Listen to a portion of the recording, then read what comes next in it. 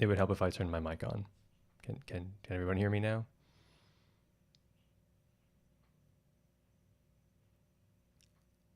Maybe. Hello? Testing.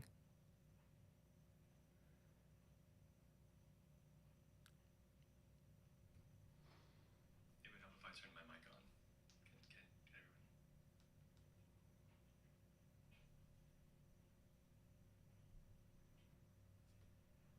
Hello? Okay, perfect.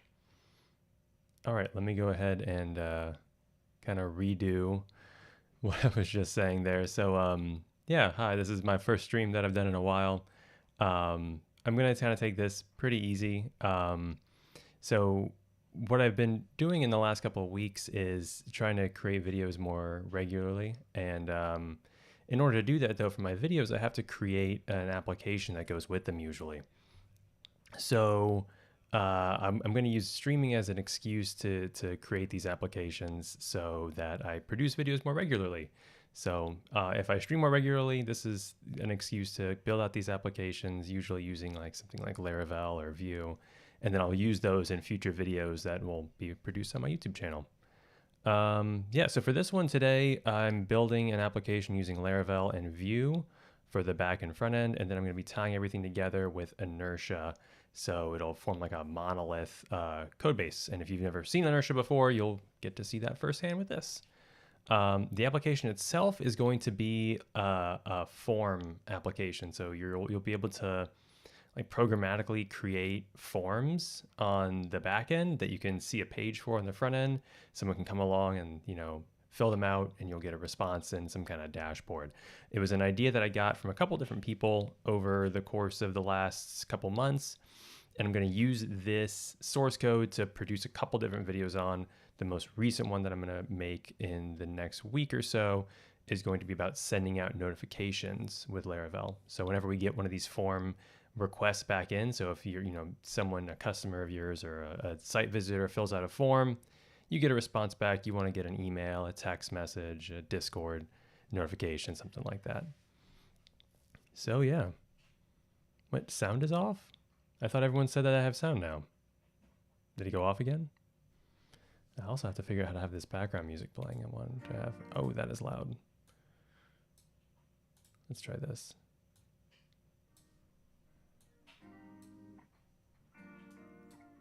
All right, there should be some background music playing now. So let me know if that's sounds good, if it's too loud, and I'm just gonna kind of get into it. So I got a blank Laravel application set up. I'm gonna do a few things first to kind of get this ready. The first thing is that I'm gonna get rid of this default MySQL database and just use SQLite. This is good for just local development because it's just a single flat file somewhere. All right, cool. Let's do some default migrations. Open terminal, PHP artisan migrate. Background music is good. All right, awesome. Create the database. All right, and we have our default users table, password resets. Okay, so thinking about like the data structure of this application. So I'm creating forms and I'm saving requests and really not doing much else in there. So I think I'm just gonna need those two models. I'm gonna need a form and a response. So let's go ahead and get those, started. PHP artisan, make model form, and we'll add a migration flag in there. And PHP artisan make model response. The response model might be bad on my part for calling it that because there's a lot of different response classes in Laravel for like their HTTP and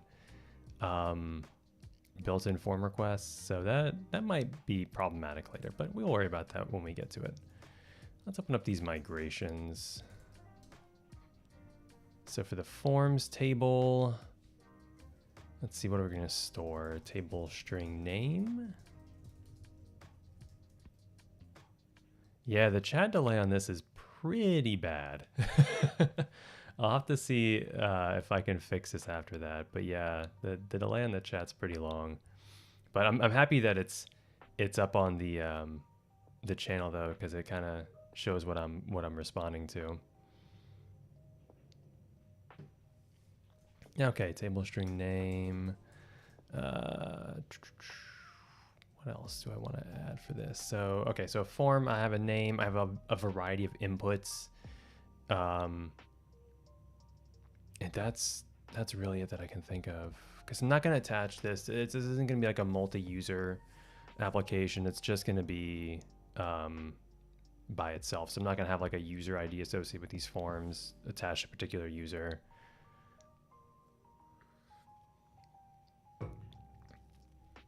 So maybe just table JSON fields.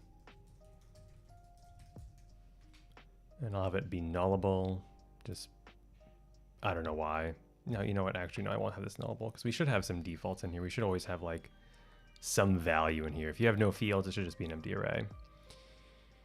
You know, let's just start out with that for now.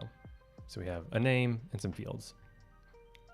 And then let's go to the responses table. So what are we getting back? Well, we need a form attached to each of these responses. So table for an ID for form class, which is a cool Laravel helper if you've never used it before. This automatically, so this will put in, because we just have a integer ID for the form class, this will kind of be a helper for table, was it unsigned big int form ID. So yeah, it's a nice little helper. That way, if you change the ID type of the form class, when you rerun the migration, it'll correspond to that. Also, JSON responses. I don't know if no, because I'm calling the same.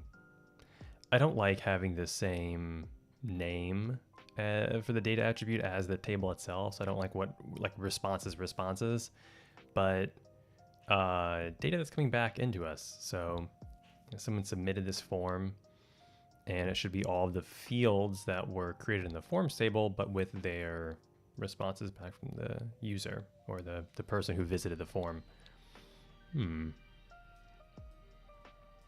What is data? Ambiguous, but gets the job done. Can you save the video so we can visit this project later? Yeah, all these streams, especially on YouTube, it's really easy. It'll just be, as soon as this video is wrapped up, it'll be up on YouTube. I'm pretty sure at the same link too. So you should be able to click on it and go through it, and it'll last forever. It's not like other platforms where it'll expire after a certain amount of time. It'll be up here forever. All right, so we're getting data back, for an ID for. I'm not going to store any of the users or the person who's submitting this form, any of their details, no IP address, no user agent, nothing like that. So I'll probably just keep this as simple as possible. And let's go ahead and run these migrations to get this data up. Okay, so we have the forms table and the responses table. I want to get the site kind of up and ready and working. So the first thing I want to do is I want to get the stack installed that I'm going to work with. So I'm going to be working with, like I said, Vue and Inertia to tie them together. And I can install those manually, but because I want stuff all in my application on like authentication and password resets and all that good stuff, I'm just going to go ahead and install a Laravel starter kit. That's what I usually do anyway, because it has a really good like boilerplate system for a bunch of these applications or a bunch of these stacks. So if I want to use like React and Inertia, it has one for that. So Breeze is the easiest. Composer require Laravel Breeze, and with a dev flag, this will get Breeze installed. Can fix the chat delay under stream personalization. Slow mode is off. Ooh, default 60 seconds. All right, that's good to know. Yeah, that's a long time. Seems like needlessly long. PHP artisan, not migrate. Breeze install. And we're going to go with Vue with Inertia. And I don't want any of these features on, but these are really cool to have. So we could do dark mode if you want to have dark mode acceptance or support. Server-side rendering, and then TypeScript. I'm just going to go ahead and skip those, and we'll test with pest. Probably won't write any tests for this. Just winging it, you know, but it's good to have.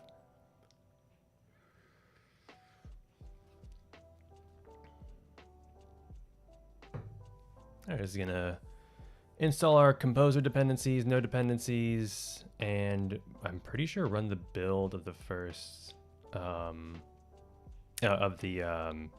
dependencies at first. Make a video about PHP Storm minimalist and clear. Yeah, I can definitely do that. Someone else did. I think Caleb Porzio, creator of Livewire, he has a video or series about making PHP Storm more, what's it called? Like clear, easy to view, more get rid of all the background stuff. But yeah, I can definitely make like maybe make like a short about that because it's not that much. Most of this is like if I go to like the view panel here in appearance, it's mostly just like turning half of this off because by default there's a lot of these that are on here: toolbars, navigation bars. Actually, I usually have the status bar off too, so I'll click that off for this video just to clear it up even more. Because I mean, I know a lot of the keyboard shortcuts for this already, so that's kind of just what I go by and navigate by. So yeah. Hey, thanks for the good luck. All right, Breeze scaffolding installed successfully. So I'm gonna go ahead and get the site started up. So let's go ahead and open up iTerm terminal and PHP artisan, actually sudo PHP artisan serve port 80. So I can have just no port necessary when I go and view it in the browser. CD code form app,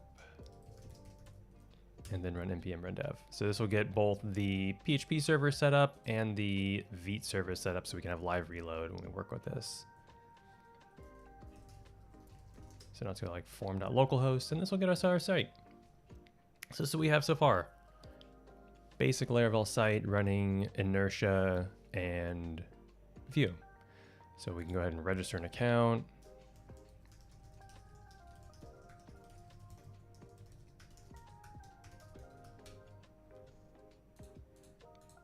And we get to the dashboard. All right, so here's where we're going to kind of start scaffolding out what we want for this backend. So I want to have 2 tabs up here. We'll do like a forms and a responses back. So obviously the forms where we're going to create the forms that we want to show. And then the responses is whenever somebody responds to one of these forms, you know, the data associated with it. And then yeah, by default, if you've never seen this before, this is Laravel Breeze. So it gives you a little profile section here. You can update your password, delete your account, update your profile information. And yeah, this is really snappy with Inertia too. So if we can go back into PHP Storm, we can see what this looks like. So what it does is it creates a resources.js and then this pages folder here. So this is where all the pages associated with your app are going to be when you use Inertia.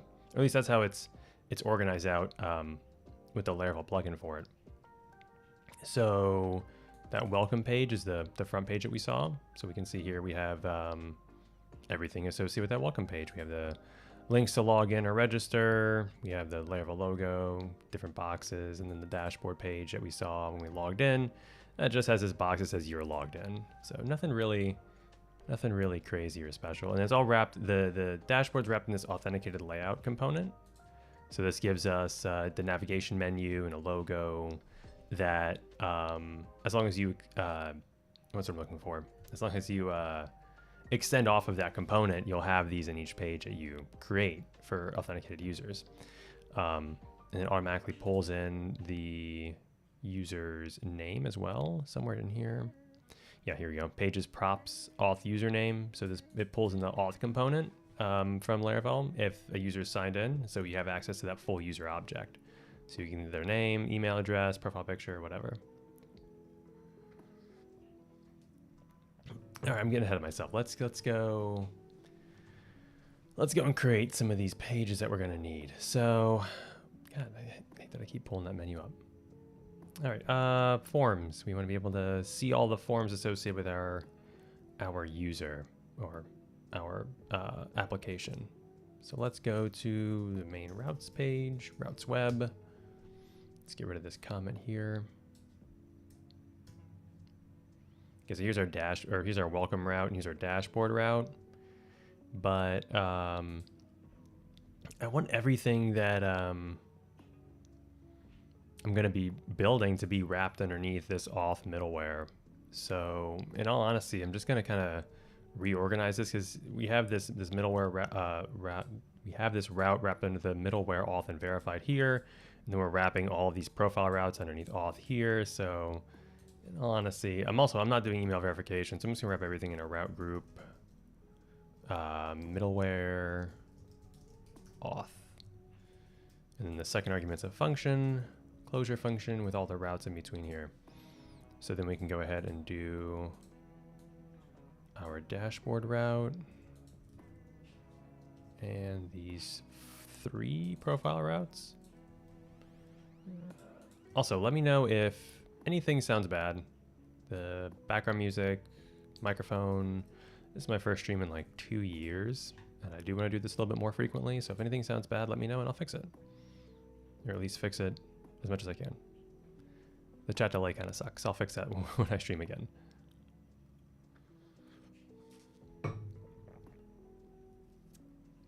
I don't even see Eagle. The new command line prompts are great. Oh yeah, they're awesome. The prompts work that was done by the Laravel team and Jess on their team has been like insane. I also, so I don't know if any of you are Vim users, but the fact that you can navigate through like radio buttons and checkboxes up and down using JKL and I is awesome. I love it so much. It's a cool little quality of life little feature there. Okay, so yeah, I need forms routes and I need responses routes. So let's go ahead and add the form routes in here. I could do like a route resource and do forms, but I don't. I like having them all laid out individually. So yeah, I'm gonna do route get forms. This will be our like all forms. So name is forms index, and then we'll get new forms. So forms new. Forms create, and then to save a new form, forms new, we're gonna post to that. And I'm gonna skip the show purely because in like a dashboard setting, I don't really think that show is valuable because in order to like look at a form or look at a model, you're editing it. You know, you're basically seeing the same fields and the same form that you would see when you're creating it anyway, just filled in with the model's attributes. So I'm just going to go ahead and just skip that anyway. So forms, and then we'll use route model binding in order to get that form model. Name is forms edit, and then we'll patch that up.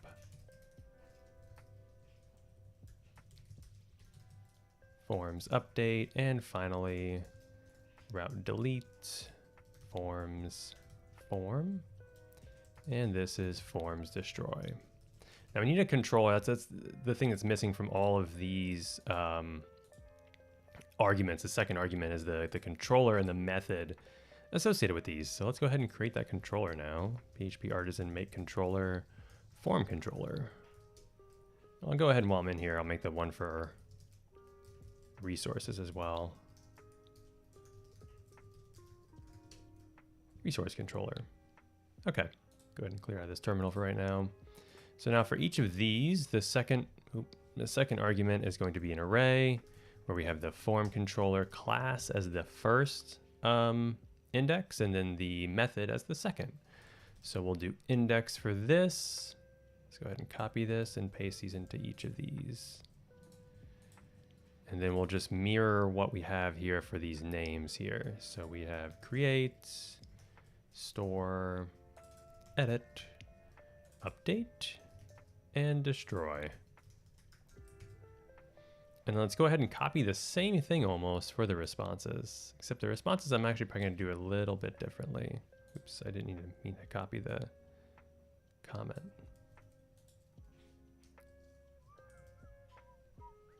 Okay, so now we're using response controller.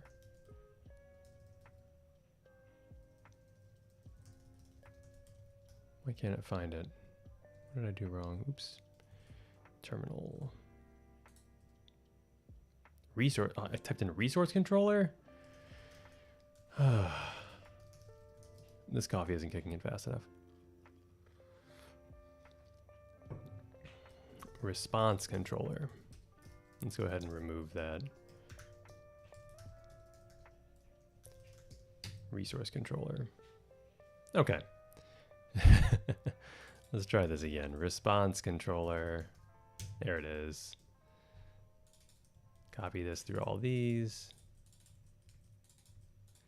And then this is responses. So now I don't need to, nor do I want to create my own responses. This is stuff that's going to be coming from people filling out these forms. So I'm just going to go ahead and remove those 2 lines here.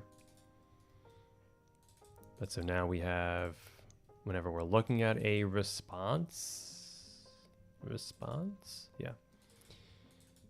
So now whenever we're looking at when we're editing it, so if we want to edit any information that's coming back to us from one of these forms, we can update it too if we want to manually update and override what people have written in, and we can delete responses as well. And then let's go ahead and update these names for this too. So responses index, edit, update, and destroy. Okay.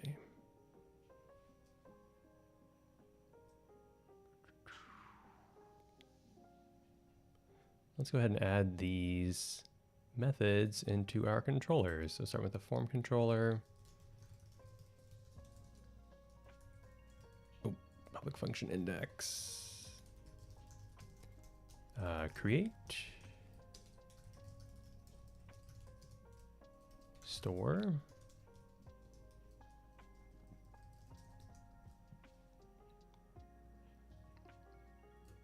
Response. No, it's not response. Dang it, it's requests.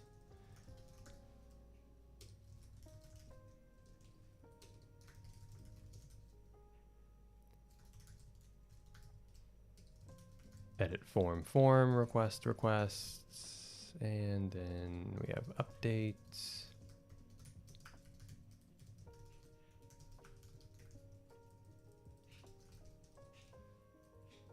And destroy.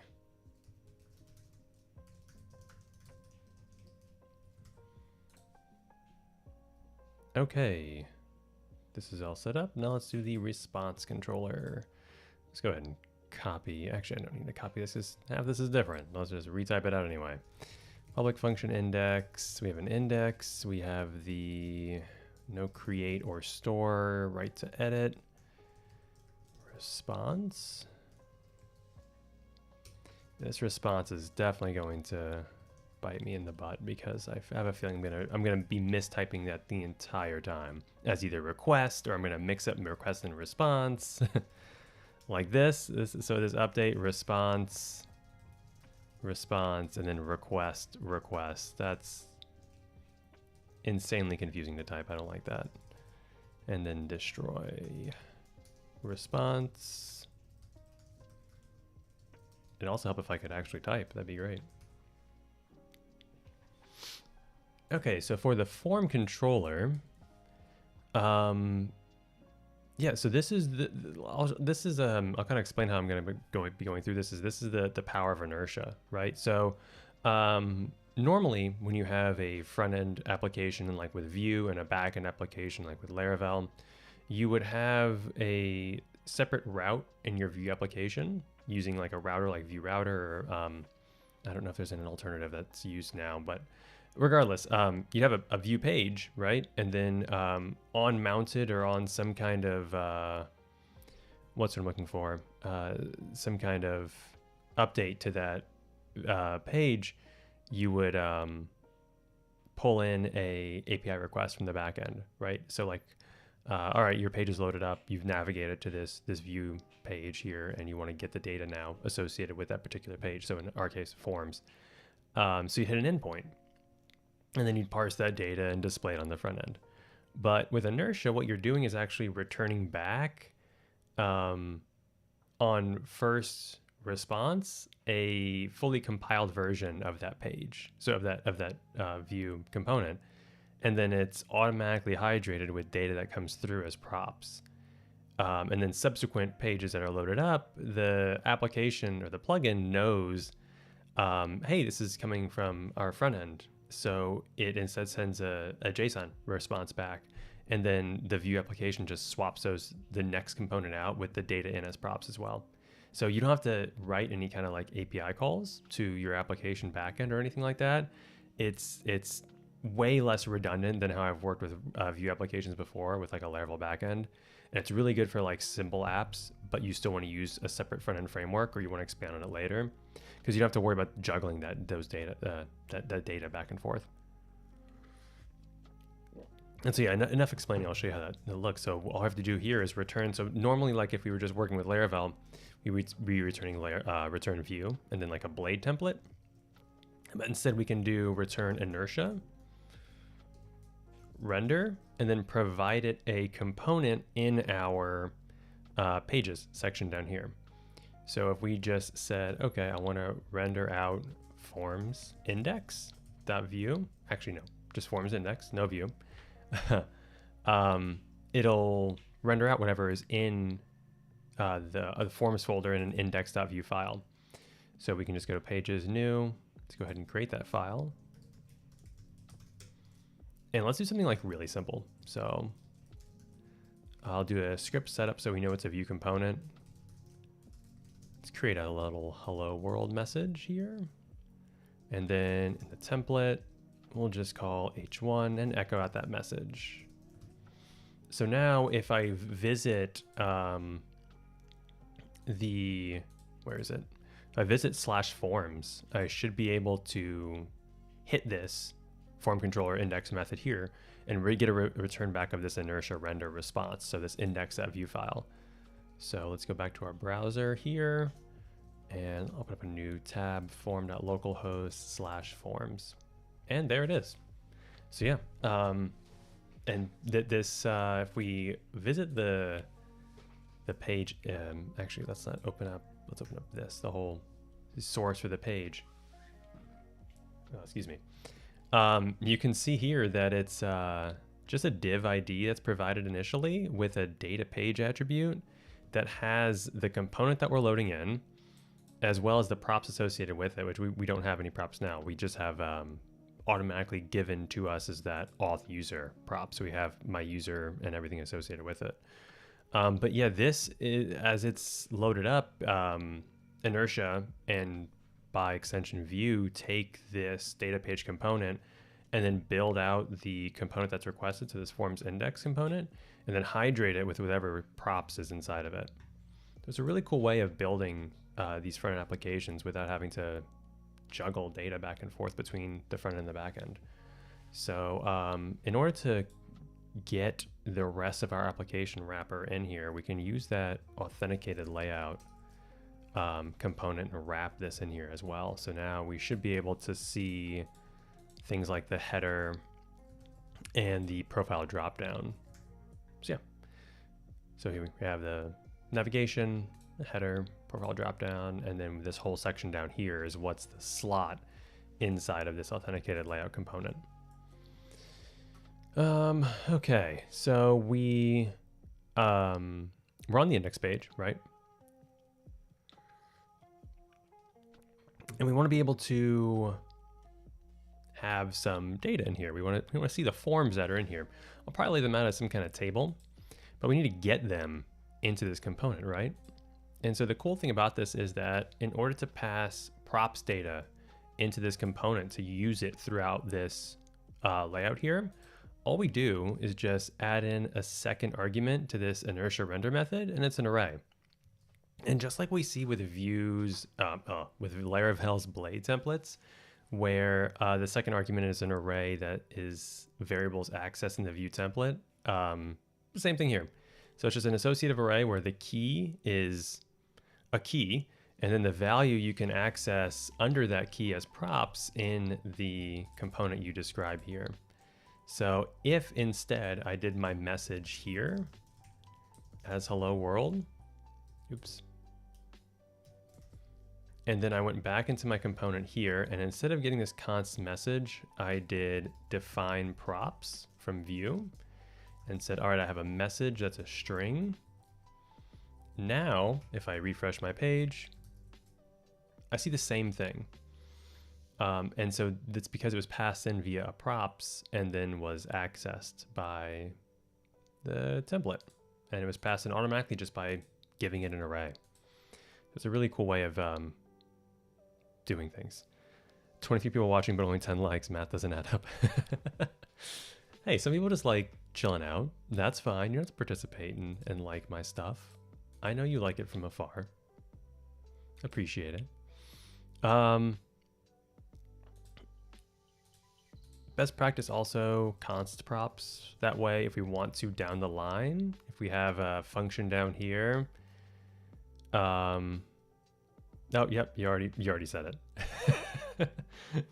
Thanks, Yush. But yeah, that way, if you have to use this message inside of the script setup, you have to then say props message, and it'll give you that value.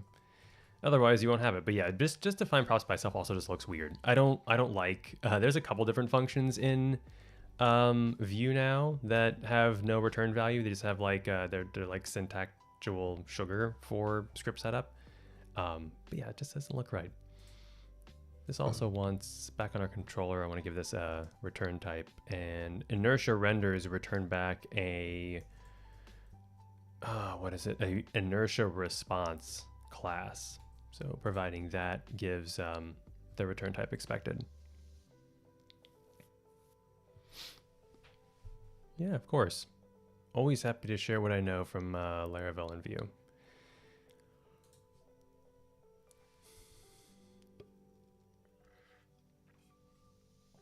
Now, if you have a template here where you want you want to make sure that, because if, okay, I'm going to go in a little off here, but if let's say that instead of passing this message here, I don't pass in anything here.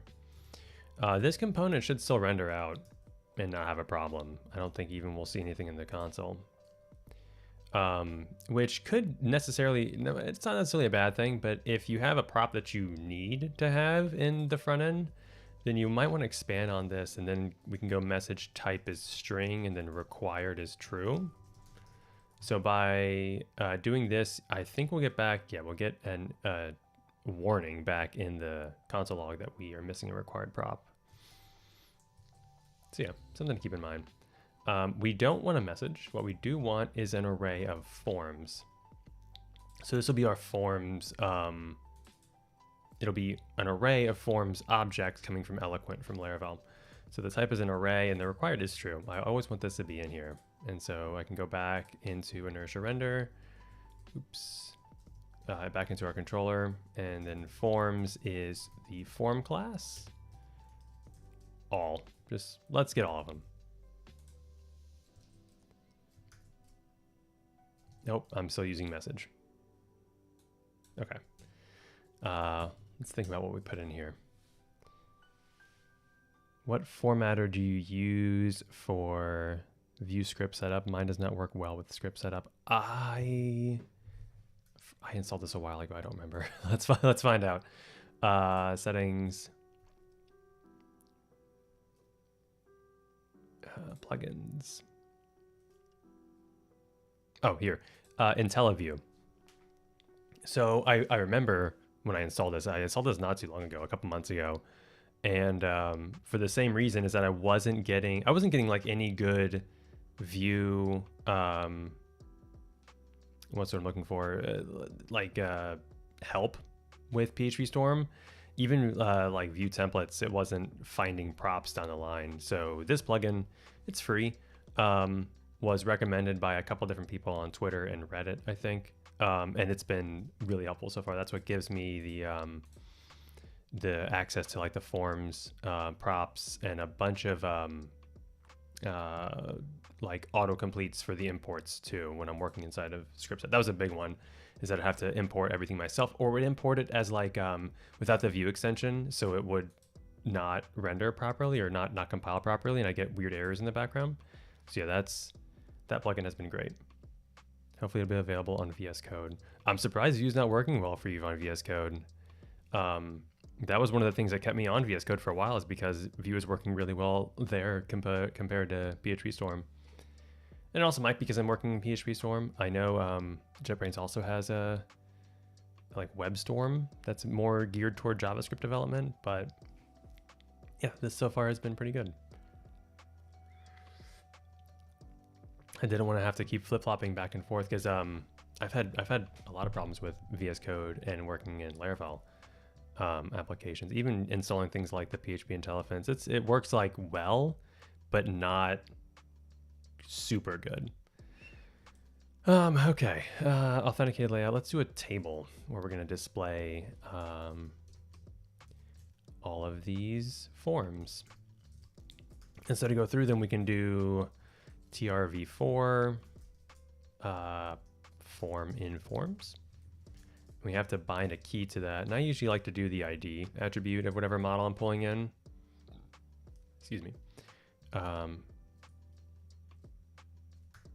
then we can do some of the inputs or the columns. So form ID and form title. I think it was a title that I had. Name. Form ID and form name. And then let's do like an actions column. So we want to link out to edit this form. Forms form.id. Edit form. Okay, let's refresh this so we get rid of the console errors, and we don't see anything. And that's expected. I mean, we don't have any form models available yet, you know? Maybe we add a button up here to create a new form. Forms new. Create form. This is looking honestly pretty ugly right now. I should probably style this a little better. Let's do class. What is this using? Let's use the same class as the header. Okay, so that lines up decently well.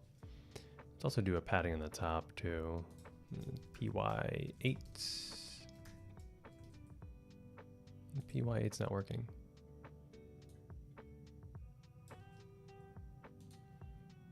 Is the padding on this not working? It's weird. What do I think about Shadcn Vue? Shadcn released for Vue? I've been pumped about that. That's what got me started more heavily into React development, is the Shadcn UI. Did that really get released? I remember there was a talk about it. Ooh. Oh, we might use this in this stream then. This is nice. If it has, I'm looking for, so it has form inputs. That's nice. Does it have a table that we can see? Playground tasks. Yeah, look at that. Ooh, okay. We might add this in here. I recently caved for PHP Storm. I got fed up with VS Code and Laravel. I've messed with extensions and settings, but never proper autocomplete, and it was just too unproductive. Too unproductive for VS Code. Yeah, that's kind of where I ended up. It's like it worked good, but not super good. The one thing that's also kind of disappointing though about that is that so I've been using GitHub Copilot a lot for VS Code, for like the AI autocomplete for code and stuff like that, because it's really helpful with like scaffolding out. So like what I'm doing right now, like scaffolding out this table, it's really easy and makes quick work of junk that I would have to, you know, usually type out by hand or find a UI library for, at least for just like prototyping or like what I'm doing here. But it doesn't work super well in PHP Storm, which is unfortunate. So that might change down the line, but for now, all by hand, 100% natural. npm run dev. I'm running npm run dev for, yeah, see, Get the hot module. I can try maybe redoing it, but I don't know why it wouldn't pull in. Okay, it works now, I guess. I don't know, maybe it's because that class isn't used anywhere else on here, and Tailwind needed a little nudge. But yeah, I wanna use this now. So let's get started here and see what we have to do. Okay, it's not packaged as a dependency. Oh yeah, this was you like copy and paste the components that you want in here, right? But there's a Laravel. All right, look at that. We're already using Breeze and Stack. Oh, but we're not using TypeScript. I wonder if that's going to be a problem. Well, we can not use TypeScript if we wanted to. Let's just go ahead and run this command and see what we get.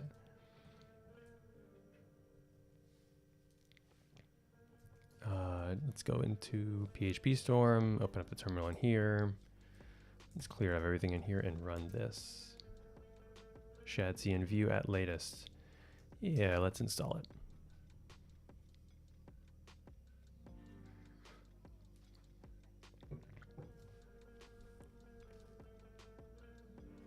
Yeah, I do wish this chat delay wasn't so bad. I apologize if I'm already doing things that you had just mentioned, like huge down there. There's a specific Laravel installation. I already looked at it. Okay, so I don't want to use TypeScript with this because I don't have TypeScript installed when I did the Breeze installation earlier.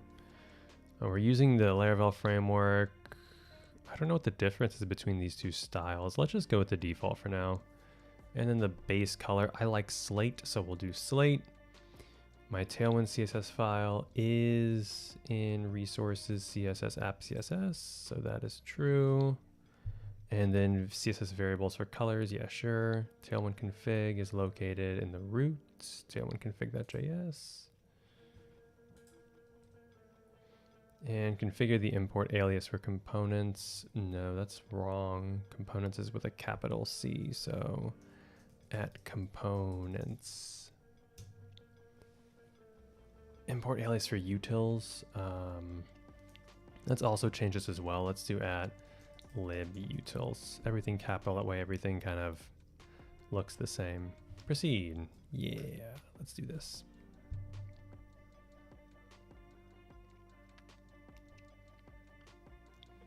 Okay, it said project initialization complete.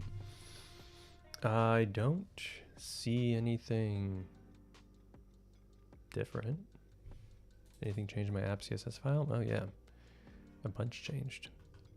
All right, let's see what we do now. Oh, we have a lib folder too now, and utils. Now what do you have to do?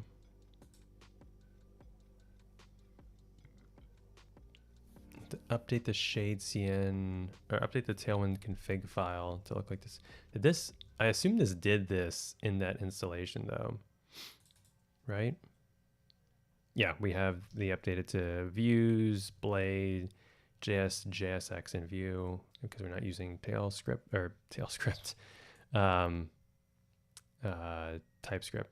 So we should be fine with that. Okay, so now we just add components. That's cool. So is there, what are the components? Is there a table? Yeah. But I don't want just a table. I want to start with like a, ooh, I'm gonna probably have to rerun npm run dev because of actually maybe npm install first, just to make sure. Npm run dev. Okay, cool. That fixed that issue. Yeah, I want to have like a, where am I going here? I want to have like a bar up here, like that's, where did it go? Yeah, whatever like this is dashboard here, and then a download here. I wonder if there's a way to see what oh, if you code. This is the dashboard. No, it was the customers section. No. Tasks. This is the code I want to see. I like the dashboard better though for the title here. So I want like just a title and then a button for the header. So let's see what this has here.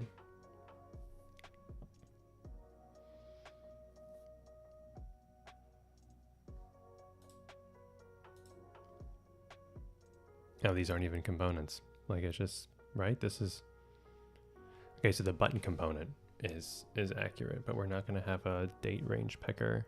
So we need to install that button component. What was the command for that again?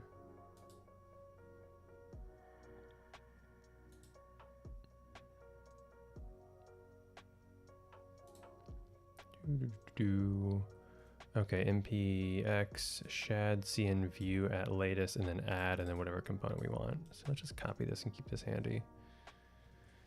Okay, oops. Terminal, add button.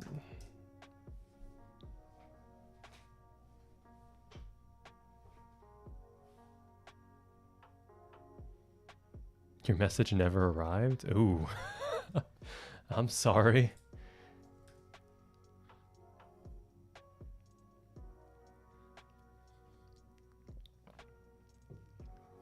All right, we got our button installed and we got to use it. So yeah, underneath here, let's go ahead and see what this dashboard view has. So we have a flex1 class. Let's just go ahead and copy all of this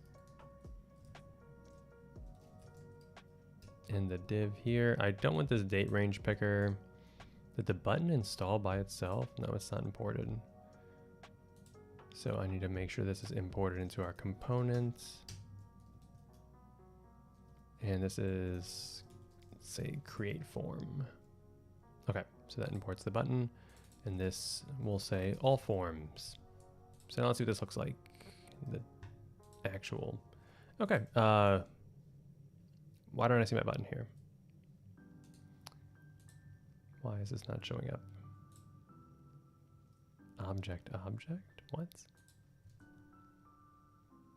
You have to rerun npm install and run dev again? I hate if I had to do this every time that I install a new component. What?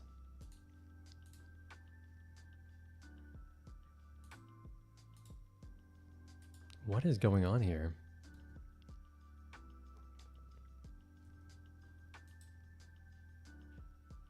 Components UI.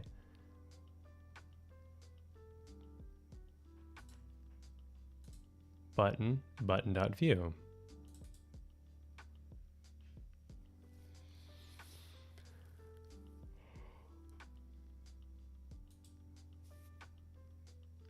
Import cn from libutils. I mean, nothing. Do I have anything in my console log? Oh, yeah. Property as was accessed during render, but not accessed during render, but it's not defined on instance. Property variant, size. Okay, so I need to use all of these then when I'm using this button. So as button, size, I don't know what the different sizes are. Large? What are the, it's not what this had here. Yeah, it's just imported the button. Maybe because this is using the New York UI? Do I have to provide each of these things myself?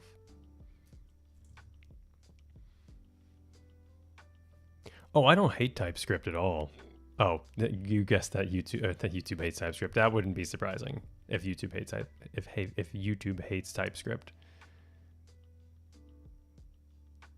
Yeah, I didn't think I needed to give it props either since it has default values. I'm really confused. I want to see if this at least makes this work. So we have as, size, and what was the other one I was looking for?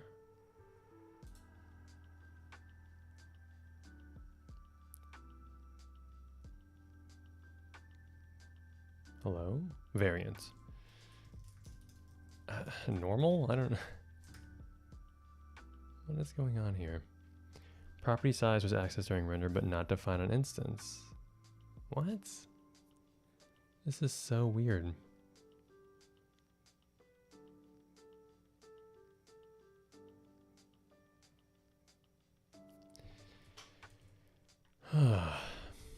This is what I get for not using TypeScript, apparently.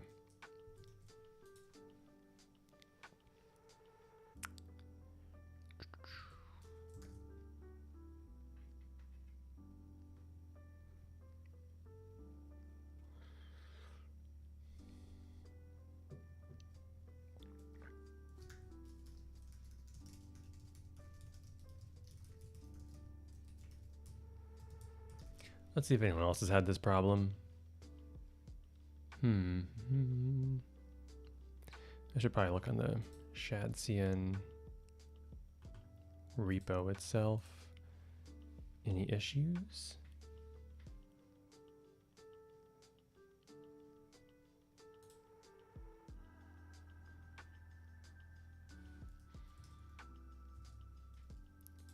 What does it say? Was accessed during render. Let's just search accessed during render.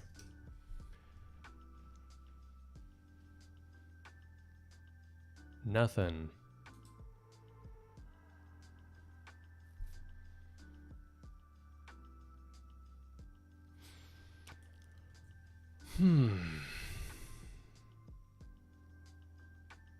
This is frustrating. Shadcn Vue, I added the right thing and make sure I didn't do like a React component or something like that.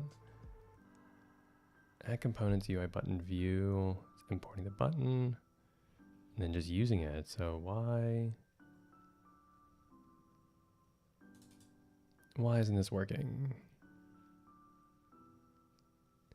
The CN function appropriate?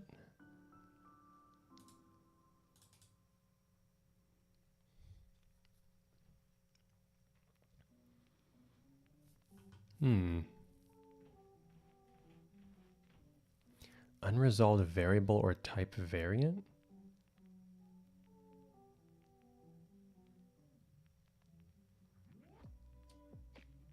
Button variants. Import button variants from here. It must be in here. Export const button variants. Import button from lib registry default. Where would that even be? Lib registry? I don't have that.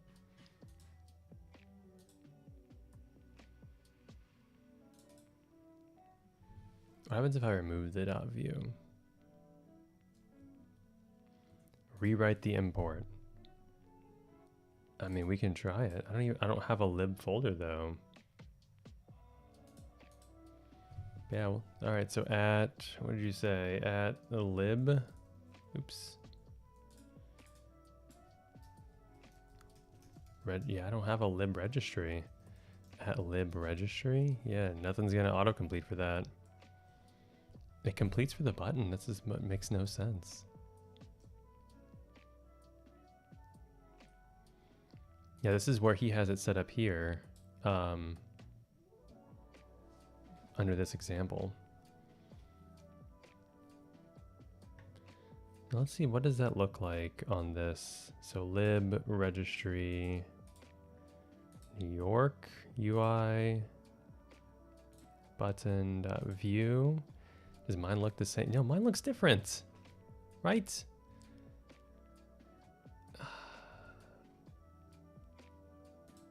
With defaults define props. But the define, is it because the props aren't actually defined in here? So we don't have a variant size or as of props in here?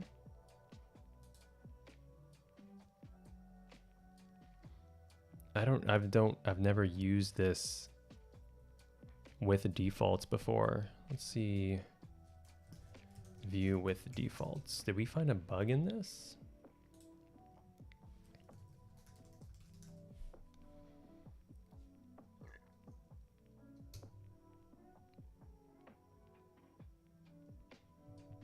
This looks like with defaults has to be used with the props, or at least what it expects as props.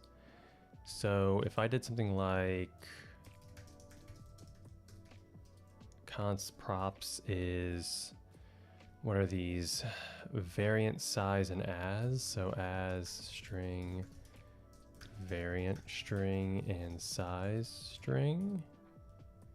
And then I pass that into define props. Will this work?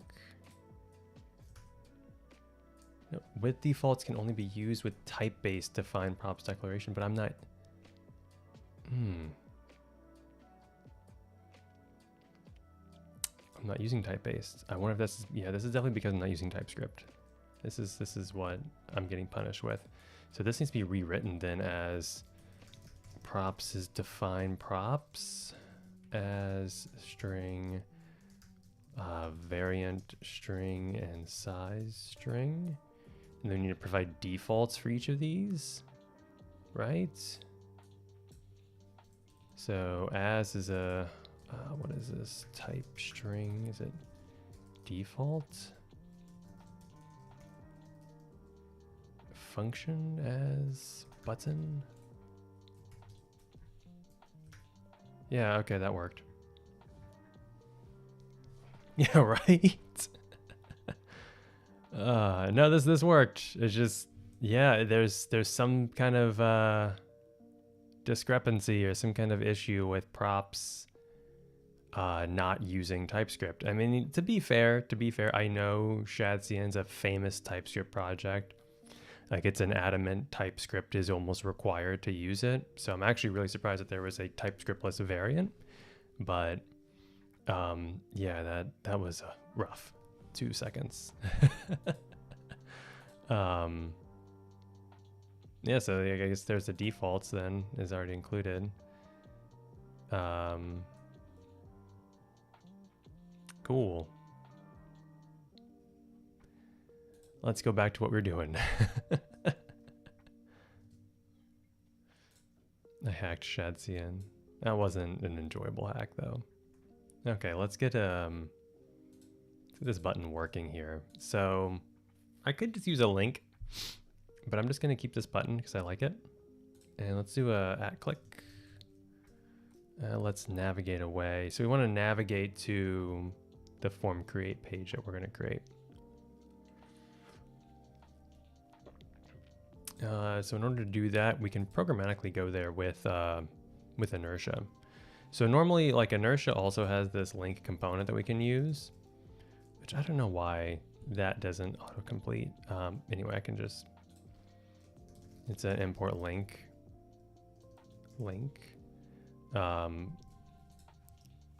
From Vue Inertia Vue. Yeah, Inertia.js Vue 3.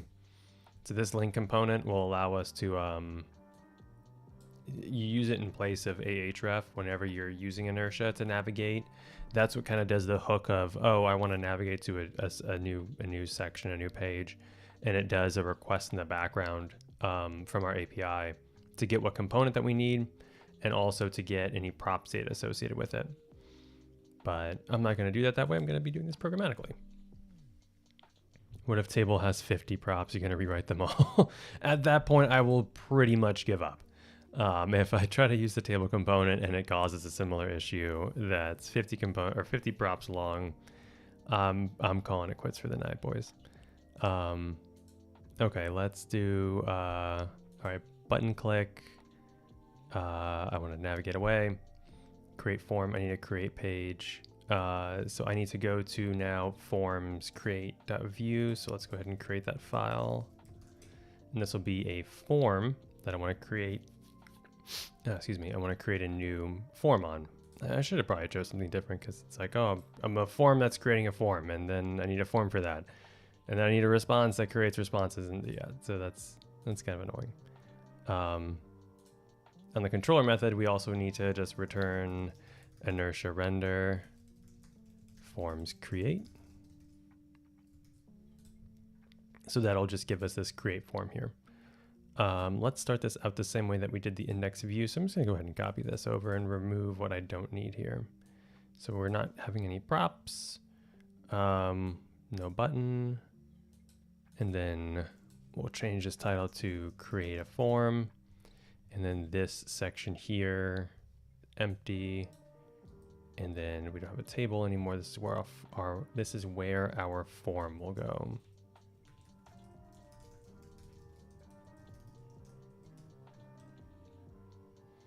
Hey, Mateus. Thanks for joining. Welcome. Okay. Let's just test this out and make sure this form looks good and works. So if we go, I want to go to this forms create page. So it should be forms new. Okay, cool. We have our form here. But like I said, I want to programmatically go here because, you know, right there, if we go back to this, we see that we have a full page load here, which the whole reason that we're using Inertia is to have an SPA kind of functionality. So let's get this button working, this create forms button. So on click, we can use, what is it, router? Yeah, Inertia.js router visit, and then we provide it a string that we're going to. So it should just be router visit forms new. And then if we go back here, if we click create form, we see we got that automatic navigation here. Hey, what's up, Augie? How's it going? Thanks for joining. So yeah, now if I hit create form and I go back, I can go back and forth and there's no full page reload. It's all done dynamically. So just like an SPA, but without any kind of data fetching and without having to manually, you know, wire these pages to our API. But I want to have a form here. I'm gonna exit out of this. I want to have a form here to create this form object. So we need a name, and we're also gonna have like multiple different what's what I'm looking for? Like an input, an element to create more elements of different fields. So whether our form just contains one field, like a text input, or whether it contains a bunch of fields, that's up to the user, and that'll be all dynamic. What do you think about creating a Laravel package for easily generating admin CRUD scaffolding? It'd be fantastic if this package is built on top of Laravel Breeze. Essentially, it would provide a ready-made admin panel with a data table featuring search admin. So that's actually, so yeah, there are plenty of packages out there that kind of do something similar. Off the top of my head, I can't really think of anything. Filament comes to mind, but that's built with Livewire in Vue, but that's like right now like the gold standard for admin CRUD packages, especially because it's free. So yeah, the one I just mentioned is Filament, filamentphp.com. Yeah, insane community behind it, and a lot of people who are using this recently. But it's funny you mentioned that because so I'm currently kind of playing around with an idea of building something that's aimed just toward these kind of applications, which is Inertia and Vue. And it's mostly going to be like a component library with a couple of different helper commands. So if we wanted to like create this form page here that we're now having to scaffold out by hand, it'll just be a command in PHP Artisan to scaffold that out for you. Likewise with the whole forms table that we're going to have here. It just makes building these kind of applications, these admin CRUD panels, a lot more easily. Whereas things like Filament, and there's a couple others. Anyone who might know, help John out here. But there's a few out there that you can that have like a really fluid like backend syntax to build front end pages. So you don't actually work with like you're not working like directly with Vue, you're not working directly with Livewire, you're working with like a behind the scenes syntax to build out, all right, what data's going in here, how's this looking, what's the layout like, what's included in the header, things like that. But I want to stick as close as possible to Vue, to Inertia, to Laravel. So this will mostly just be like a component library with some helper commands and classes to scaffold this stuff out for you faster. But yeah, enough about what I'm working on. Let's go to, what was I in the middle of? Forms. Shadcn forms.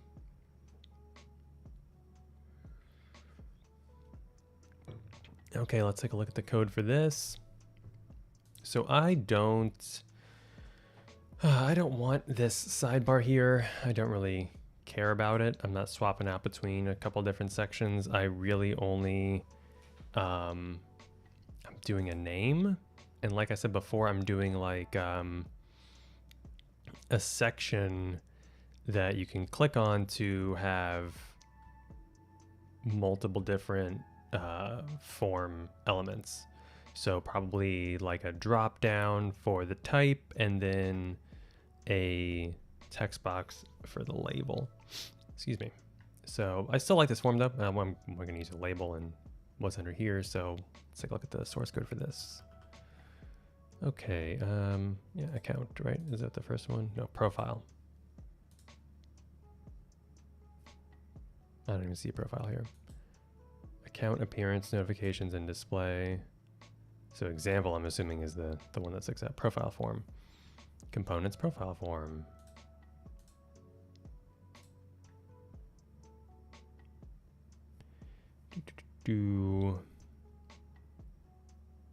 Okay.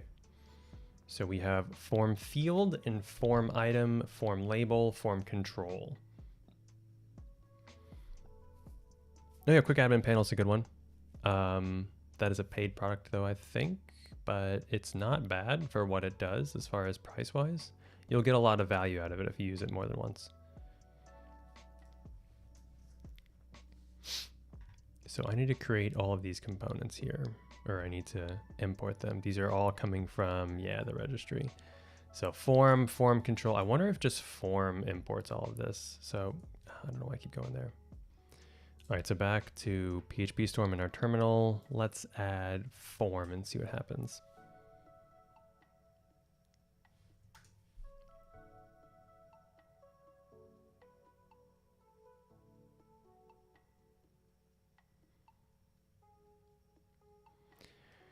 Okay, what do we got? Components, UI, form. Oh, okay, cool. This added everything that we needed.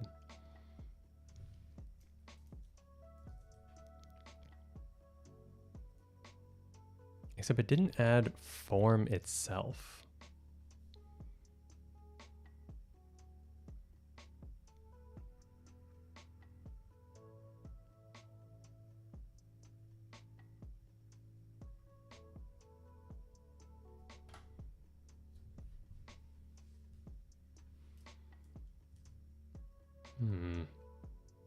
That's weird. I wonder if I don't need that? Or is it a component that maybe was created by itself? Lib registry, New York, UI, form, index.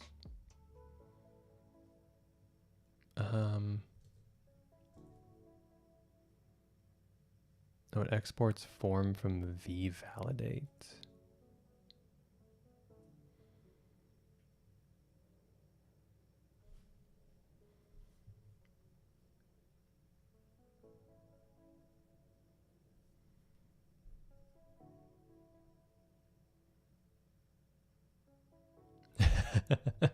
Hey, thanks for joining. Yeah, last time I was on stream, I was on WSL2. I was using my my main Windows PC, but nope, not anymore. It's been retired. Thanks for stopping by. All right. Okay, where was I? All right, we have some form elements here. We can try to use these now. So what's the syntax for this?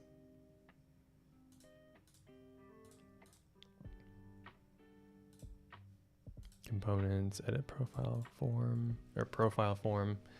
Okay, form field.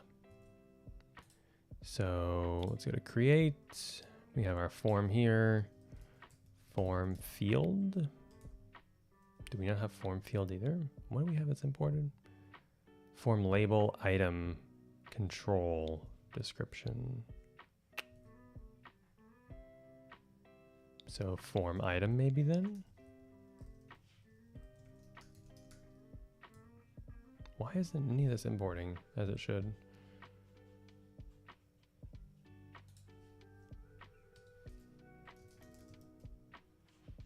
let's try importing all of these manually.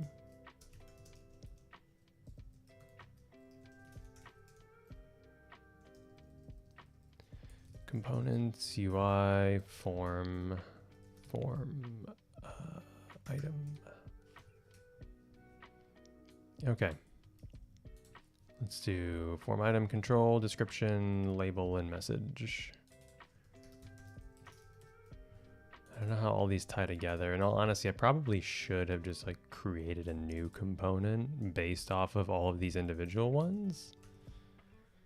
But we're already in the thick of it, so why not? Just stick to what we're doing.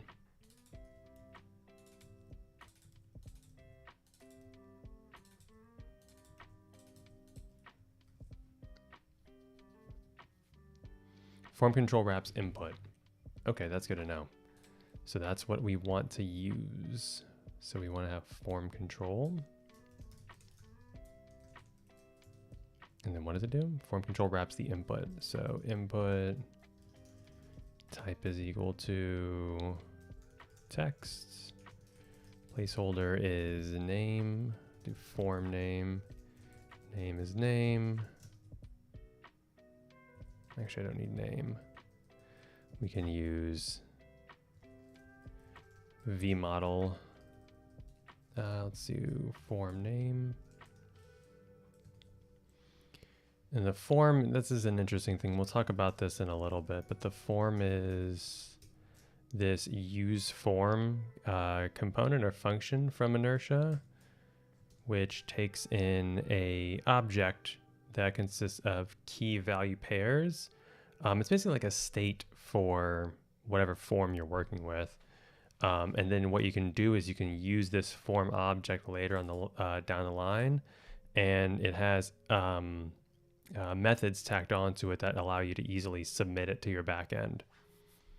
So yeah, we just need to provide it with some elements, and then we can use this also as like a state object. So if I do name, the default is 0, or the default is an empty string.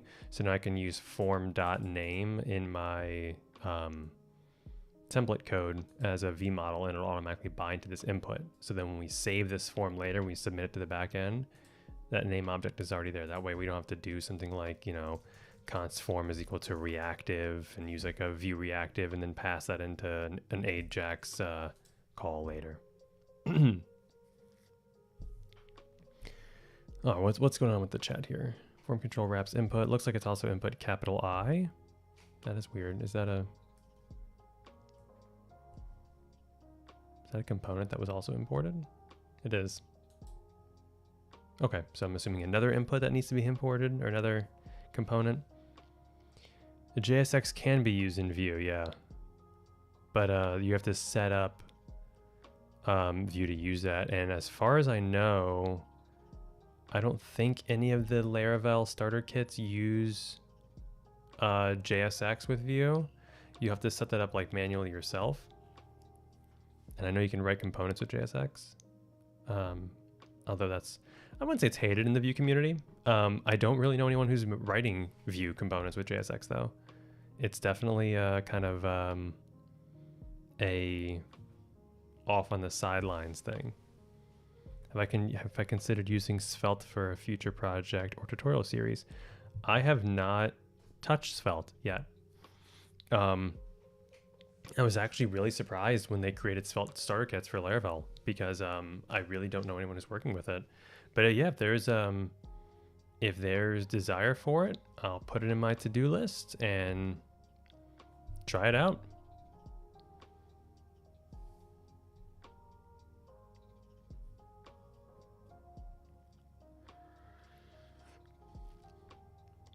Major part of Vue is the DSL though. Yeah, that's I think that's something that they're getting right with the move to Vue 3 and the composition API. I think that Vue 2 had and like the options API, it was a very specific kind of language to write Vue components, and it was very different from a lot of front-end frameworks. Really different from Angular, really different from React, but it was, in my opinion, it was really well situated for beginners coming into the front end like modern front-end framework field. So I came from like a heavy jQuery background. I had no idea about modern JavaScript at all.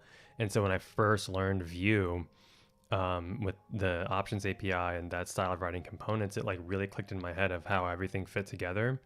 And so, but the composition API in Vue 3 is more aimed toward like using the platform, using modern JavaScript. And so it kind of, I think it fits really nicely right now where you still have that kind of domain specific ideology and language behind it, but it still has like the simplicity of Vue. You kind of understand how things click together more than using like JSX. Because that, like going from a jQuery background and then starting to try to learn JSX was a nightmare.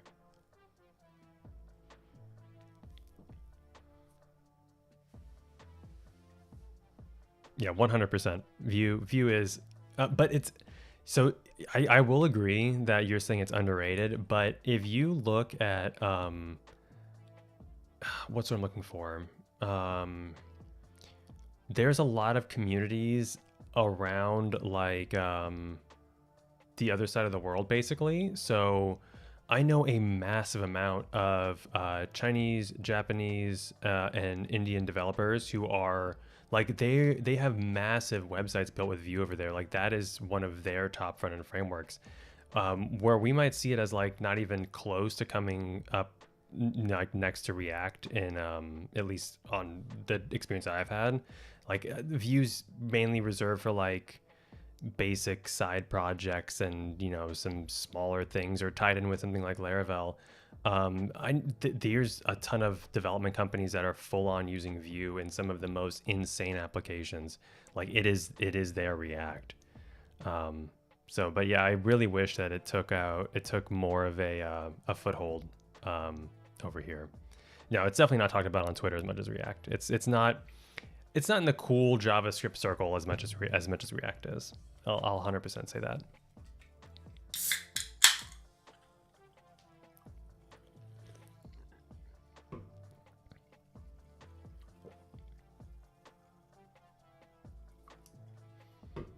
I don't know why I did that. Okay. Oh, I need to see if we need to add this input. Let's see if we can add an input component. I didn't even hit yes. Oh, so it's scrolling down. Do I think Inertia Stack is better than Livewire, or they're not really comparable? When would you consider using one over the other? This is an interesting topic. So I personally don't really use Livewire that much, and it's not for any like negative reason for Livewire itself. The work that Caleb Porzio and a bunch of other people have done is like insane. Livewire being kind of created in and inspired by Elixir's Live View, I think is what it's called. It's made like a huge stride in the development community. It's been used and adopted by a ton of different developers and communities and companies, and so that's cool. But the big thing for me is I really like a separation of concerns with my code base. So Livewire being what it is it's mostly written in backend. Like you're developing in the backend to your front end functionality, and that's really cool. And it's really great for people who don't like working with JavaScript, who don't like working with the front end, to be able to create interactive sites and like single page applications without having to write front end code. But I really like JavaScript when it comes to like front end functionality. And I like that, like I can separate in my brain, oh, I'm writing front end code, this is how I have to write it, or oh, I'm writing back end code, this is how I'm working with it. Like having that all bundled together, it's cool because, and it's really good because of the monolithic effect of just having one code base, have both your front end code and your back end code. But I like when there's that separation between my front end and back end a little more. So I like that I'm writing my front end right now in Vue in JavaScript, and I have my backend API stuff. And that's why I really have liked Inertia, because I get that monolithic structure without having to have everything combined in the same language. But yeah, it's pretty subjective.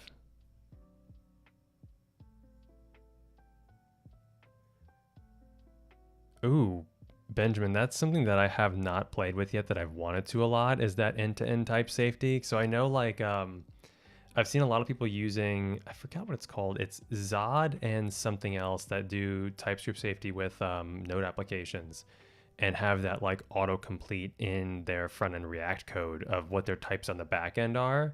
I didn't know you could do that with Laravel data and React with TypeScript. That's something that I'm definitely gonna have to write down and try to investigate. And I might do a video on that because that's really cool.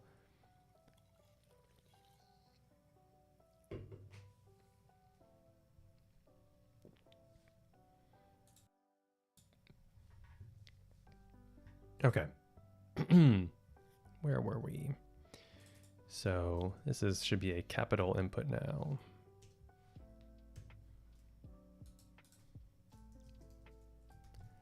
All right, let's see where we're at. Failed to resolve. Oh, okay, let's try to rebuild this. What is going on? Failed to resolve Vue use core? I don't think I have Vue use installed.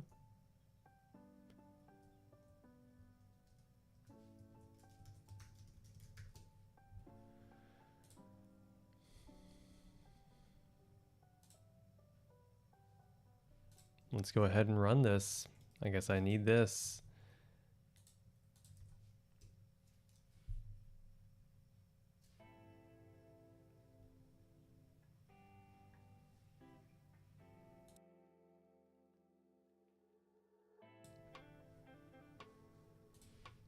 All right, let's try this again. Let's try this again. That worked. Okay. All right, let's try and see what we have here. Nothing. That's great. Oh, that's a lot of red. Use form field should be within form. Okay, this is just probably my bad for not continuing on with this development. Okay. Form field. We need a component field and a name. And the form item, form control, description, form message. Form item, form field. Let's try to see if we can get this working.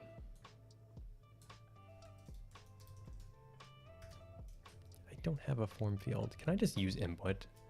Like that, I'd be fine with just that. Can I? Let's see what happens if we just use this input field. I don't need a whole lot wrapped up in this form right now. Okay, cool. We have a form name. So let's do that. Let's do a label as well.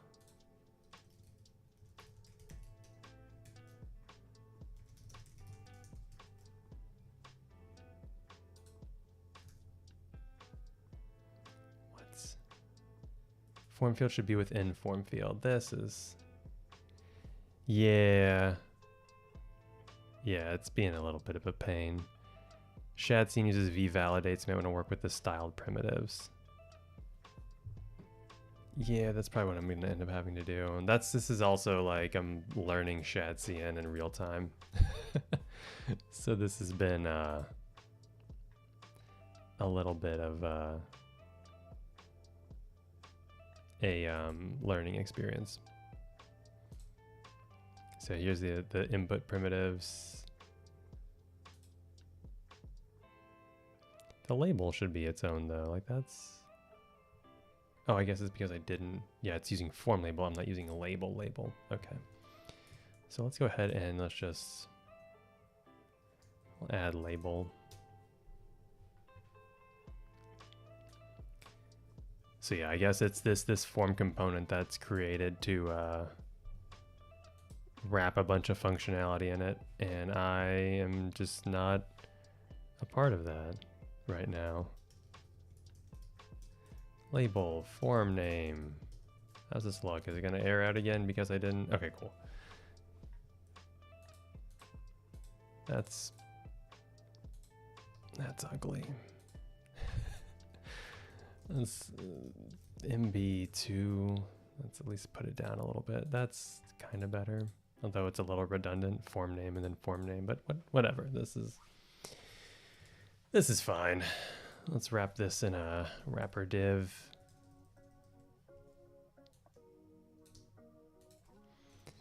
Okay, and then what we need to do now is have the rest of our form elements. So what I want to be able to do is dynamically create elements associated with this form and give them each a type and a name. So let's just start out with one of these, and then we can start work on the functionality of how to incrementally add multiple. So, all right, we have a div here. Let's do label. Do the same class. So we're gonna need the type. So input type, and this will be a drop down, which I think that there was input drop downs for this for Shadcn.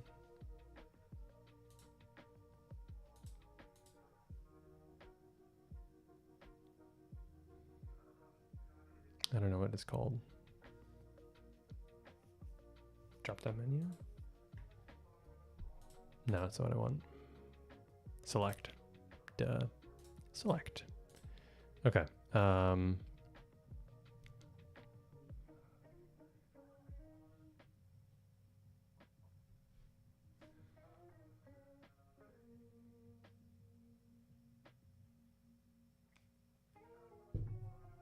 Oh, sorry. Okay, let's add select to this as well.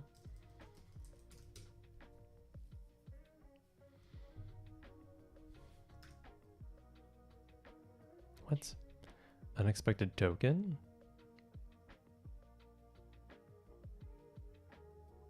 Okay. Form app.view.t. I don't have an app view TS. What?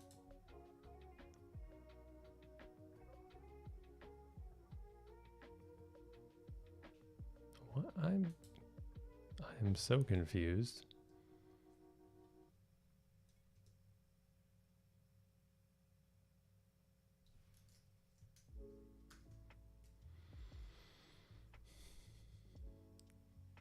Wrong drink.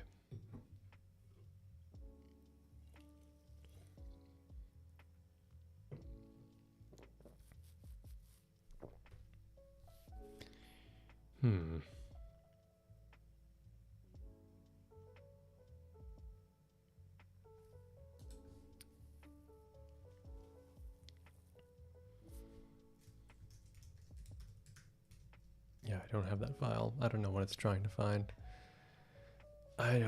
Yeah. Const emits, define emits. I don't know what it's looking for here or where it's finding this.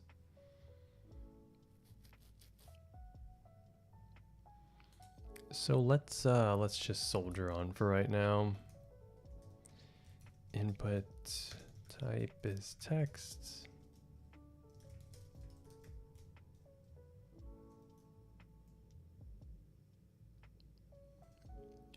This is going to be the name of the input. So placeholder is, I don't know, first name.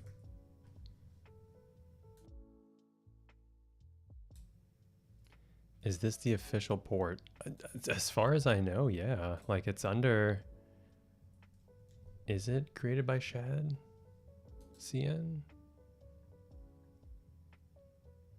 Radix Vue. I actually don't think it is.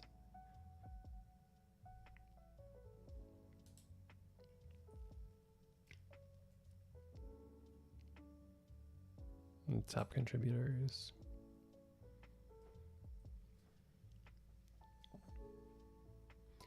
I don't see Shad on here though, so I'm going to assume it's not an official port. So that might be why this is a little janky. But that's fine.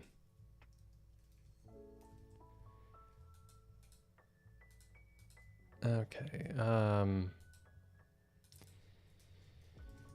Input name. Let's do this for the label instead. Okay, we're gonna have to wrap each of these. Div flex.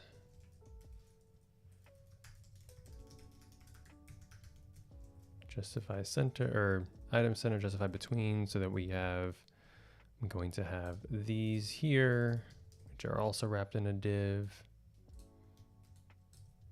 And then I'm going to have my drop down for the actual type. Actually, I want that first. So we'll do our input type here. And we'll do my select drop down afterwards.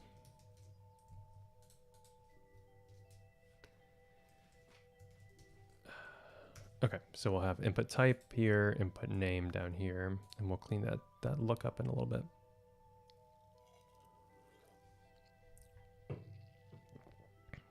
The whole select though, that's disappointing. I'm not sure why it's not letting me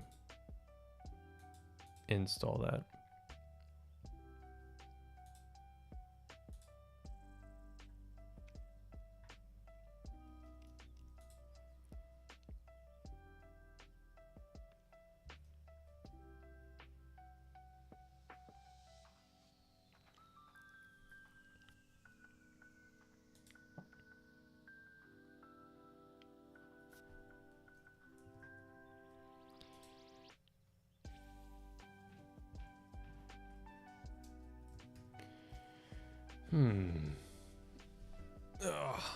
Let's do, if we can just do, yeah, it definitely seems like it's I mean, it's pretty legit as far as so far. It looks pretty well to be a one-to-one match to the original. It's just some small things that look like they still need to be worked out, but that's true with every open source project, especially like these large UI libraries.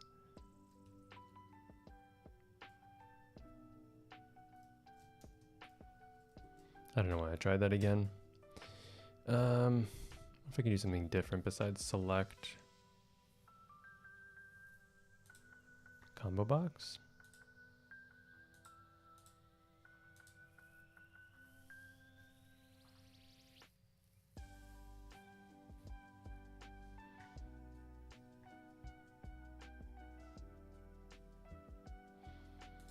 I mean, I wouldn't mind just a select button that uses, or a default selector that just uses the same styles as this input. Like, can we get a class? We can get a whole bunch of classes here. Like, just copy these classes here, and if we add these to a select, let's see what we get.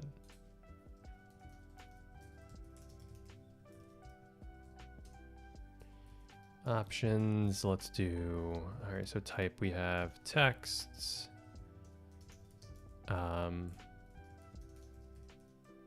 email, password, text area.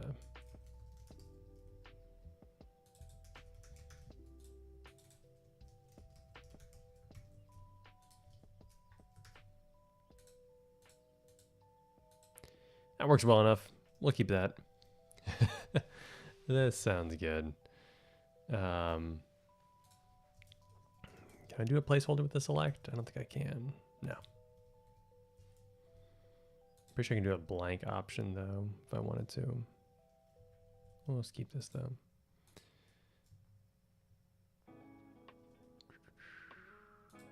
Okay, we need, this needs a model as well, but I don't have a model for this down here either yet, so that's fine.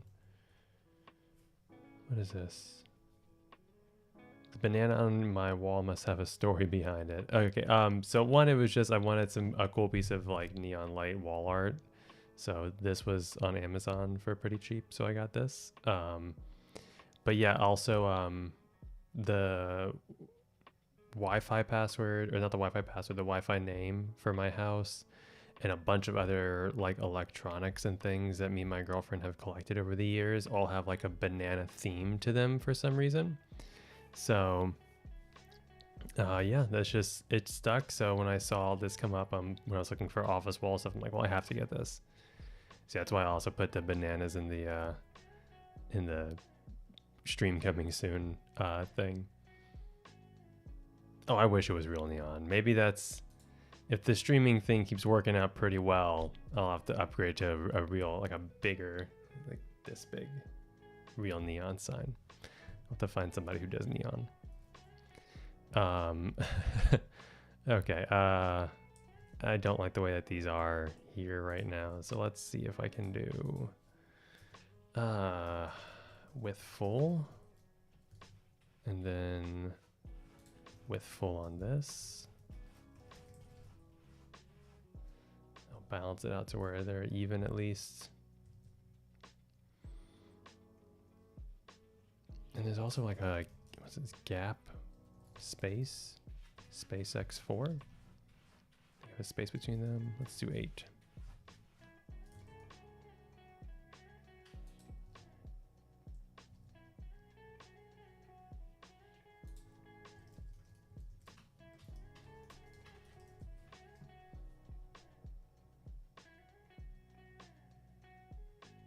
Okay.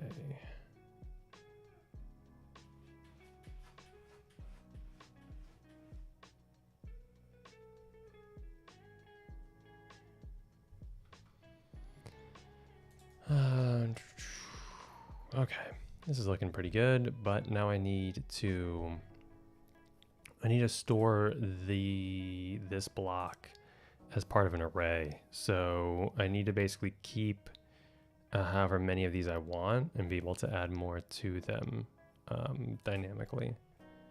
So I need to have like a button down here, or yeah, we'll do a button down here.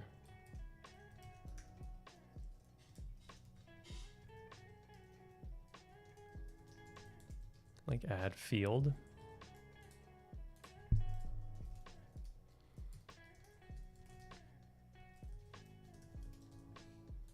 Okay, so now when I add, oops, I didn't want to submit that form. I guess that's the default behavior of that. Click prevents. All right. So now whenever I click this, I'm going to be able to drop down another one of these guys down here.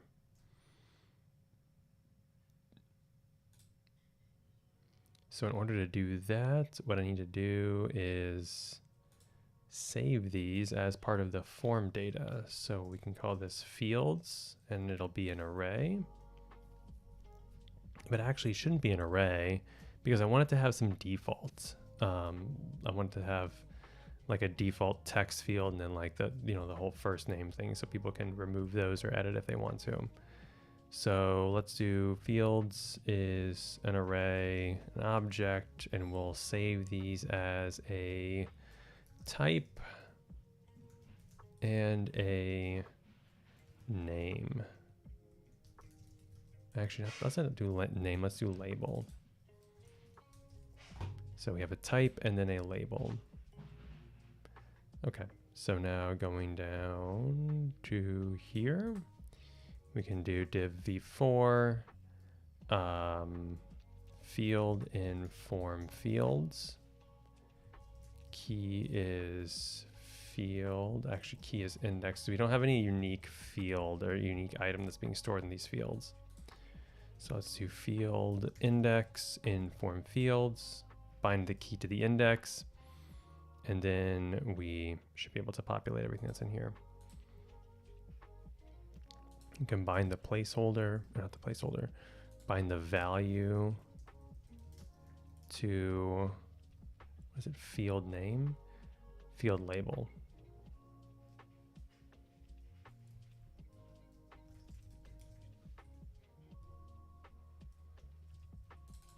We'll call this input label instead of name, input label.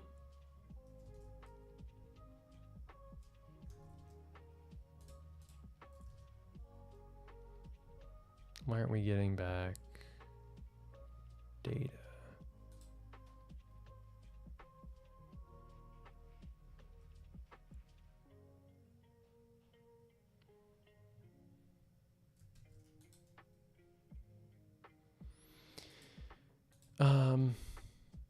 Oh well, let's keep going and see what's going on. So whenever I click this button, I want to add a new set of types and labels. So we can call this something like add field, and it'll be a function that we fire off. Const add field is a function, and what this does is just add a new object to this form fields up here. So we should be able to do form fields push type text label empty.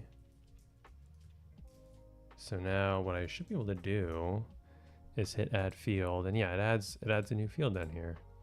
But I don't know why this first one isn't updating the way it should.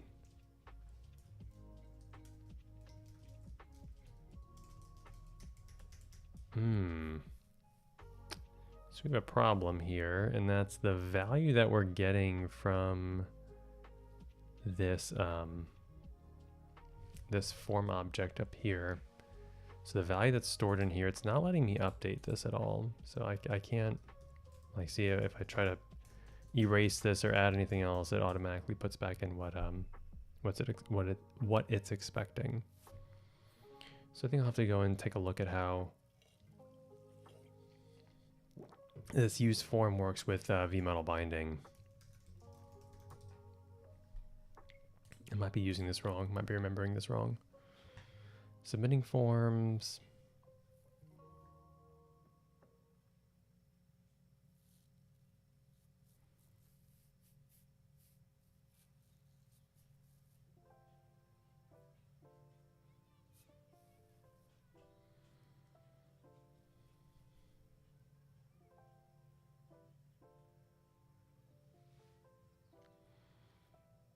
Oh, that's weird. I don't. So like I should be able to vbind the model to it. I mean, I'm using the, where am I? Using the form name model here, and it's vbound to this name attribute. I think it's because I'm using it as an array that's giving me a problem, and it's like expecting almost like a one-to-one kind of thing. Yeah, no, it should just work. So the issue that I'm facing is, so I have the fields as this array of objects here, and then down into the actual code for it, into the template, I have v4 field and form fields, and then I'm binding the value to the field label, which I'd expect should just bind it to this label item here, but it's not acting dynamic. It's acting like it's hard coded in. So no matter what I type here, it forces it back to this first name attribute. So I don't know if there's like some kind of like deep reactivity that I'm missing that I should have on here. But I assume it might be like some kind of like object property that I'm missing.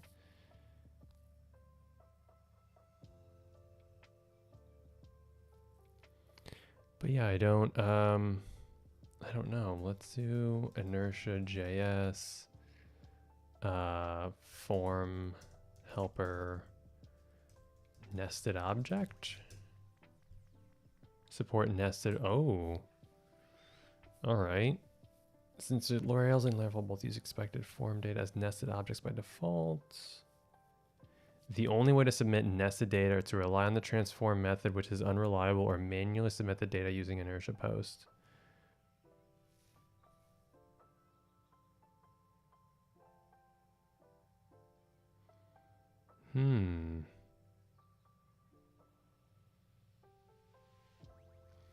Okay, so what they're doing right now is they're holding that data somewhere else in like a reactive object for Vue, and then on the submission they're using the transform method on the form data and then just injecting it in where it goes before posting that out. That's not a bad thing if we have to do it that way. Like it's not terrible, but it is kind of a bummer. You see, they're using this onChange method. They have to manually set the data of the form to whatever they want the target to be. +1. I created my own use form and used it inside the set data function with Lodash. Thanks, I problem solved. I created a PR and any updates. So no updates so far. So that's kind of a bummer, but it looks like that's what we might have to do. So let's do this. Let's keep fields here as an empty array. I assume, well, that's just React. Yeah, I'm assuming it's gonna be the same for both languages, unfortunately, or both frameworks. Well, let's see if we can hack this together. Let's do const fields is a ref, vref, nope, ref, empty array. And so now what we can do is let's do fields value push. So we'll push this here, and then this is just field index in fields. So now let's see if this works as expected. We have nothing. Why do we have nothing? Oh, I didn't put the dang initial property here. Type text, label, form name. No, first name.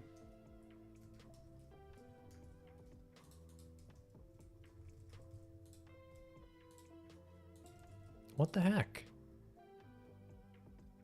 Am I using this wrong? Do I have the index?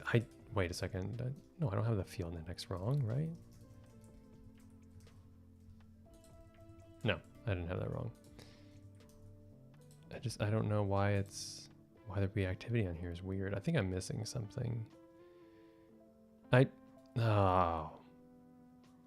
binding value to here. I should be using vmodel.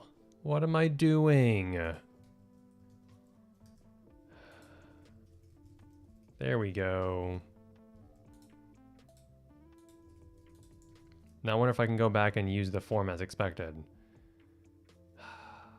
What am I doing here? Let's see here.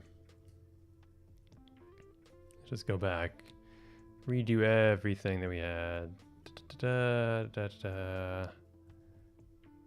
Okay, let's try. Let's see if this works. So vmodel field.label.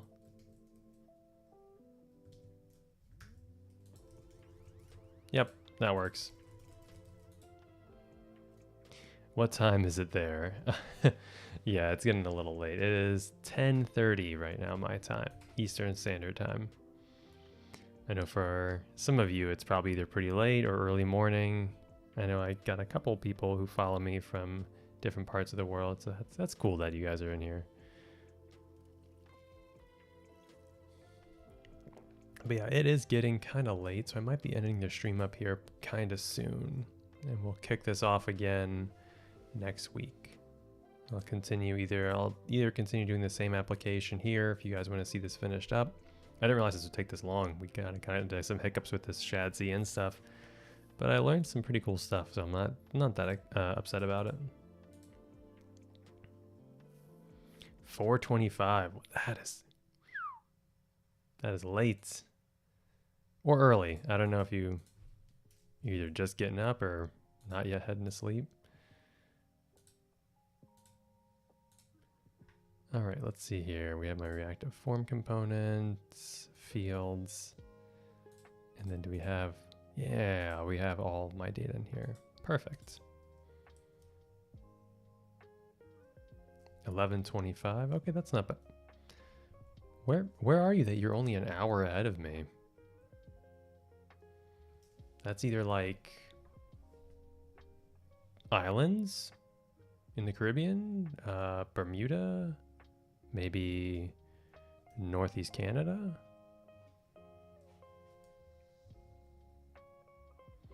I'm also a night owl, I understand.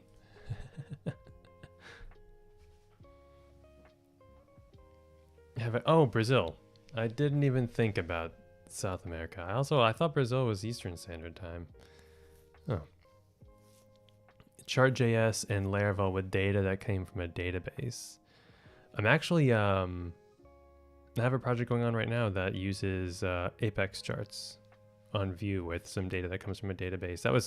That's chart.js, and any kind of like charting library that takes a decent amount of transformation between like the database itself and then the front end to get those data points for each individual date. I've been wanting to write that up for a while or show off how to do that, because it takes a decent amount of work to figure that out depending on the library you're using. And then yeah, have I tried using Svelte? Yeah, so I talked about this a little earlier. I haven't used Svelte yet, but it looks cool, and I know a lot of people have been like not promoting it, but like talking about it a lot recently. It's been in my radar a lot. I've been wanting to use it. 9:30 a.m. in Indonesia. Awesome. Good morning. Glad to have you here on the stream. What am I doing here? Oh, I don't know why this label isn't showing up though initially. So if I save this, and my tab crashed. That's cool. So if I save this, I don't have any initial value here. Model value first name. That's weird. I don't know why it's saying model value. I wonder if it has to do because I'm using this input component. So I wonder if I just use like a plain input.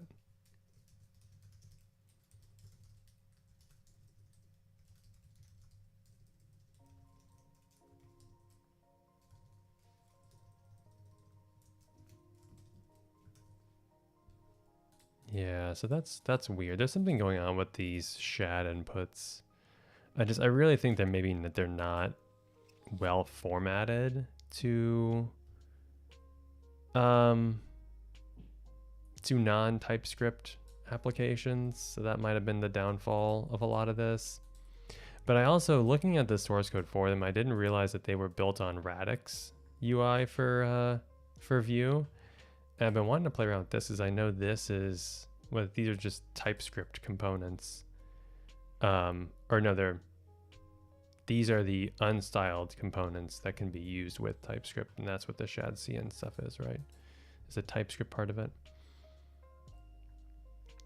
Yeah, so what component library did I use in the video? So yeah, this is what we were using in here, is this Shadcn Vue, and it's a port of Shadcn UI. So I think it's just Shadcn. No, that's the wrong. Yeah, so it's this component library, the Shadcn UI. Yeah, and there's apparently a Vue port for it. I thought it was the official port, but no, it seems to just be like a community port. And I mean, I got like parts of it working pretty well. But it just seems like there's still some things don't fit like exactly right. There's still a little bit of bugs. There was an issue adding in a button component where the props weren't actually there for non-TypeScript projects. So yeah. But yeah, this might be a good stopping point for just, I'll probably spend this week before the next stream taking a look into the the Shadcn UI library a bit more, kind of figure out where it hits the mark and see if we can continue using this for this project or future projects. Because if it works out pretty well, I might use that for the CRUD scaffolding plugin that I was talking about earlier. But yeah, so this is I think this is where we'll leave it for right now. Didn't really get that far, which is kind of a bummer, but you guys were able to see some of the inertia work though. We got Shadcn working a little bit at least, so not all bad. But yeah, hopefully next stream will be a little bit more rapid development. I thought was going to happen with this one, but oh well, it is what it is. It's the world that we live in for development. You think something's going to take an hour and a half, 2 hours, and it ends up taking 8 or 10. It's just what it is. But yeah, thanks everybody who showed up to this. I'm glad you liked it. Let me know either in the comments here. You can let me know on Twitter or anywhere else what you thought of the stream. If you want me to keep doing these, let me know. And I'll try to do them around the same time if this time works good. So this, for me, this is Monday at 8:30 p.m. EST. Yeah, learn through my struggle. That's a day-to-day occurrence. That's how I learn. But yeah, thanks everyone for showing up. I appreciate it, and have a good night.